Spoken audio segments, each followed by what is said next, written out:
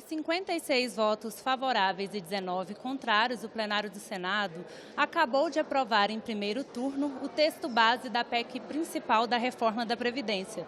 Foram apresentados 12 destaques, sendo 2 individuais que foram rejeitados e 10 de bancadas partidárias. Os senadores analisaram 4 desses 10 destaques hoje e 6 vão ser analisados amanhã pela manhã, a partir das 11 horas. E o dia de debate hoje aqui foi intenso, desde manhã já estava tendo esse debate na CCJ. No plenário do Senado foram mais de 4 horas de discussão e mais de 20 senadores usaram a tribuna para falar sobre o tema. E lembrando que se o texto ainda tem que passar pela votação em segundo turno após as análises dos destaques amanhã. Estamos fazendo isso porque o Brasil não aguenta mais um déficit fiscal que gera 13 milhões de desempregados, que coloca quase 40 milhões de brasileiros na condição de subempregados. O déficit público brasileiro chega à estratosfera. Regime geral de previdência.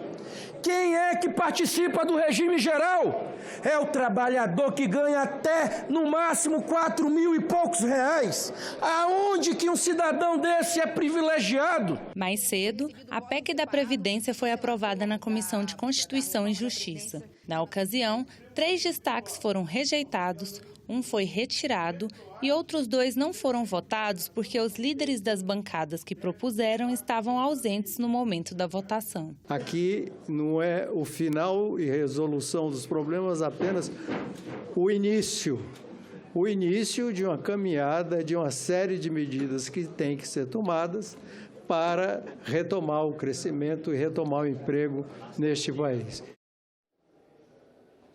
E a repórter Isadora Fonseca acompanhou os bastidores ao longo do dia e traz mais informações.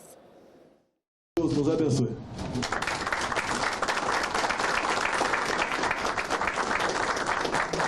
A Previdência, que era um instrumento de previsão para o futuro, de garantir aquele salário, já deixou de ser isso. E passou a ser, na verdade, o seguinte, um instrumento de sobrevivência. Não é a Previdência que tem feito a dívida crescer, é a política monetária do Banco Central. Privilegiados são os banqueiros e grandes empresários isentos de imposto de renda sobre lucros bilionários. Quem ganha menos vai pagar menos, quem ganha mais vai pagar mais. E agora sim vamos conferir a reportagem da Isadora Fonseca. A movimentação começou logo cedo, entre sais parlamentares no gabinete da presidente da Comissão de Constituição e Justiça, Simone Tebet. A sala da senadora foi o local escolhido para o encontro do presidente do Senado, Davi Alcolumbre, com líderes e membros da Comissão de Constituição e Justiça antes do início da votação da CCJ. Momento de fazer os últimos ajustes antes da reunião. A imprensa ficou do lado de fora. O jeito foi esperar. O chão serviu de banquinho. Cinegrafistas a postos, corredor lotado. Mas, na saída, corre. O relator da reforma da Previdência, Tasso Gereissati, saiu apressado para a comissão, mas acabou cedendo aos apelos dos jornalistas. Um pouquinho, senador. Não, é porque estão me esperando lá, esse aqui é o problema. Não, parece que vai ter um destaque sobre o abono, mas eu vou aguardar. Eu não conheço os destaques, vou conhecer agora. Antes da votação na CCJ, o resultado não era consenso entre os parlamentares. Nós vamos fazer de tudo para impedir com que se faça essa crueldade contra os direitos já conquistados dos trabalhadores, principalmente dos menores. O líder do governo no Senado, Fernando Bezerra, estava confiante que o resultado seria positivo. Nossa expectativa é manter a PEC principal, tal como foi votada na Comissão de Constituição e Justiça. O impacto fiscal está estimado em aproximadamente 870 bilhões e temos também a votação da PEC paralela que poderá agregar novas receitas para a Previdência. O ministro da Economia, Paulo Guedes, e o ministro da Casa Civil, Onyx Lorenzoni, também se reuniram com parlamentares antes da votação. Isso é muito bom para o país. Eu agradeço muito a votação do Senado. Isso é um passo muito importante houve um grande empenho da equipe do professor Paulo Guedes, houve um grande empenho da equipe do ex-deputado e secretário Rogério Marinho, e nós hoje viemos aqui para agradecer ao presidente Davi pela condução desse processo a favor do Brasil. A reforma é do Brasil. Comissão lotada, trabalhos abertos. Declara aberta a 59ª reunião extraordinária da Comissão de Constituição, Justiça e Cidadania. Conversa daqui, explica dali. Pausa para reler atentamente o texto. Não dá para perder nenhum detalhe. O que será que a presidente da comissão contou para o relator que não causou boa impressão? E o senador Otto Alencar, o que será que falou para a colega, a senadora Leila Barros, que a deixou preocupada? E por 17 votos a 9, os integrantes da Comissão de Constituição e Justiça aprovaram o texto principal do relatório do senador Tasso Gereissati. 6 emendas foram destacadas para análise mais detalhada e devem ser votadas individualmente. E agora a votação acontece aqui, no plenário. Eu queria pedir para todos os senadores que, concluindo essa matéria, nós vamos votar a proposta de emenda constitucional número 6, já que nós atingimos um quórum no painel de 75 senadores. E depois de um longo dia de discussões, a reforma da Previdência foi finalmente aprovada em primeiro turno no Senado.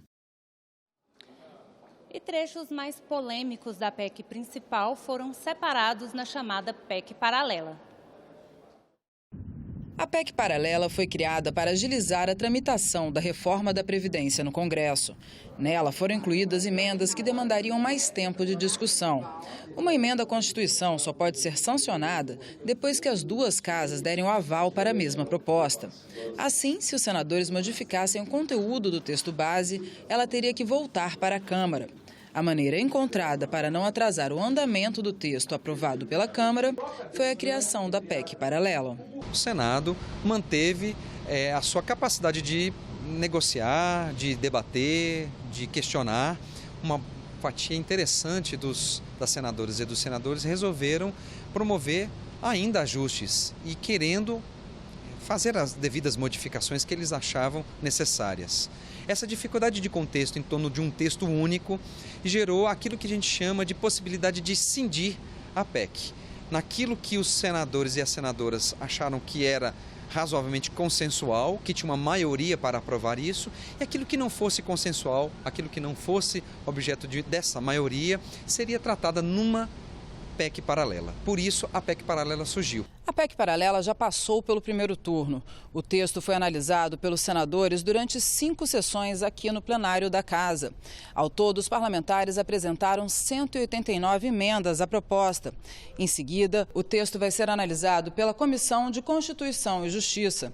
Depois de aprovado pela CCJ, volta para análise em plenário em mais 3 sessões. Se aprovada, a PEC paralela é enviada para discussão na Câmara dos Deputados. O senador Tasso Gereissati será o relator da PEC paralela. A proposta, que é considerada uma segunda fase da reforma, traz alterações como a criação de novas receitas para a Previdência, a oneração de agroexportadores e entidades filantrópicas, a inclusão de estados e municípios, mudanças na pensão por morte. Também prevê a reabertura por mais 6 meses do prazo para que servidores públicos deixem o regime próprio de previdência e migrem para o INSS e um sistema complementar. Quem fizer a opção pode ganhar um adicional que leva em conta o que já contribuiu para o regime próprio de serviço público, o benefício especial. Se aprovada, de acordo com o relator, a economia seria de mais de 1 trilhão na próxima década. O parlamentar explicou a cobrança da previdência dos funcionários de empresas agroexportadoras. Estou cobrando que as empresas exportadoras, as grandes empresas exportadoras, paguem a previdência, não é que paguem imposto. Paguem a previdência dos seus funcionários. Se eles não pagarem, você vai pagar, ela está pagando por eles. É justo? O cientista político não prevê que a PEC paralela seja apreciada rapidamente. Ele explica que quando a proposta entrar na pauta da Câmara dos Deputados, vai enfrentar dificuldades de entendimento dos parlamentares, principalmente em relação à incorporação de estados e municípios. Ainda há uma incerteza nisso.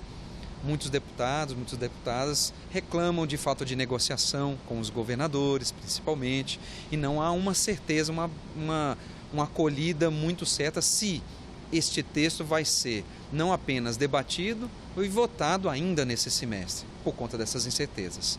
Ainda mais, nós sabemos que na PEC paralela não existe só apenas essa questão de estados e municípios. Existem outros assuntos que não foram pacificados aqui no Senado e que vão ser objeto de nova deliberação na Câmara dos Deputados. E um dos trechos da PEC paralela foi discutido hoje na Comissão de Educação.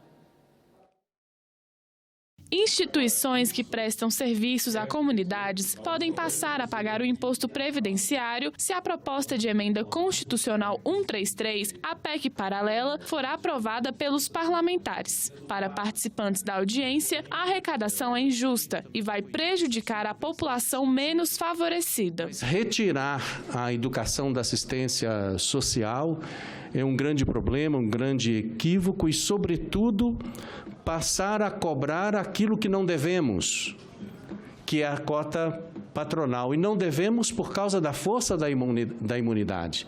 É como se esse dinheiro existisse, estivesse em algum lugar, e a partir de agora ele tem que ir para contribuir na solução dos problemas da Previdência. De acordo com o relatório da proposta, a contribuição das entidades filantrópicas aos cofres públicos pode chegar a 60 bilhões. Segundo o IBGE, essas instituições chegam a mais de 236 mil no Brasil. Mas o relator da proposta defende que o imposto previdenciário não vai ser cobrado de todas as instituições filantrópicas. As entidades assistenciais estão fora dessa ideia. Santas Casas estão fora. O que se propõe à discussão são aquelas entidades, são chamadas de filantrópicas, mas são todas as ONGs, aquelas que não têm objetivo de lucro, mas que têm superávites e atendem à parte mais alta da sociedade. E o Senado participa da campanha de prevenção do câncer de mama Outubro Rosa. No autoexame, eu já senti um carocinho, tipo um carocinho de feijão. Eu já senti, aquilo já me preocupava. Aí fui fazer a mamografia e na mamografia constatou. Ele já desconfiou também, pediu a biópsia, e na biópsia veio, eu fui diagnóstica com câncer de 3, um tumor maligno de 3 centímetros. Meu nódulo tinha 3,5 centímetros mais ou menos, quase 3,5. E aí descobri, fiz a cirurgia, só que eu não fiz a mastectomia total, eu fiz a parcial, fiz quimioterapia, fiz a radioterapia e continuo fazendo a hormonioterapia, tem 3 anos, a previsão é de fazer durante 7 anos. É complicado você olhar no espelho e se ver sem cílios, sem sobrancelha, sem cabelo, né? Isso para a mulher é muito complicado. O Outubro Rosa é uma campanha para conscientizar a população sobre a importância da prevenção e do diagnóstico precoce do câncer de mama. Em adesão à campanha, durante todo o mês, o Congresso e outros prédios públicos vão ganhar iluminação rosa.